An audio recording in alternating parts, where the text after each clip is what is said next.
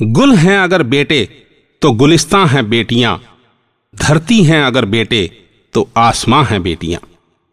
लेकिन जो लोग बेटों को भगवान और बेटियों को शमशान मानते हैं, बेटों को पकवान और बेटियों को खुरचन खिलाते हैं, बेटा होने पर छत पर चढ़कर थाली पीटते हैं और बेटी के होने पर मन ही मन छाती पीटते हैं, उन्हें बता दूं कि गाय घास खाकर भी दूध देती है और सांप दूध पीकर भी सिर्फ जहर उगलता है। यानी जो बेटा जिस कोख से पैदा होकर बाद में अगर उसी कोख को जलील करे तो वो दूध पीकर जहर उगलने वाले सांप से भी बदतर है। और घास खाकर दूध देने वाली बेटी के बारे में शब्दों से नहीं, मेरे एक एक आंसू से बनी है मेरी ये कविता, जिसे नाम दिया है मैंने बेटियां। बहुत खुश होते हैं हम सब जब पैदा होता है बेटा, मगर खुद खुदा के खुश होने पर जन्म लेती हैं बेटियां। बहुत चंचल, बहुत नाजुक, बहुत मासूम होती हैं बेटियां। प्यारा सा दिल लिए मां बाप की लाडली होती हैं बेटियां। नजर आए अक्स मां का जिसमें ऐसी होती हैं बेटियां। बहुत अपनी मगर जाने क्यों पराई होती हैं बेटियां।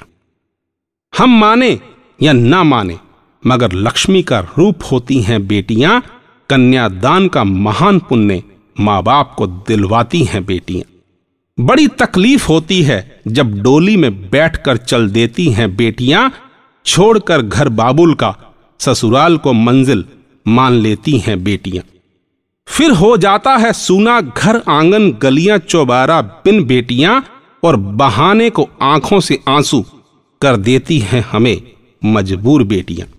खुदा के करम से वंश की बेल को बढ़ाता है अगर बेटा, तो अपने कर्मों से दो परिवारों की शान को बढ़ाती हैं बेटियां।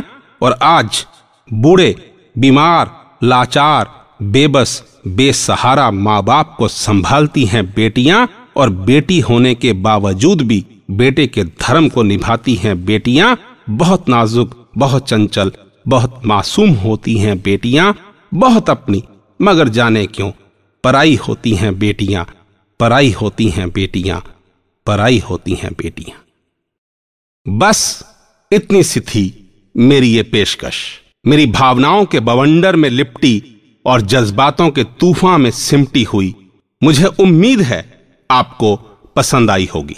हां, आपके नजरिए का मैं हमेशा की तरह स्वागत करूंगा और इंतजार भी, मगर इस बार अपने मोबाइल पर, जिसका नंबर है 9911222398। धन्यवाद।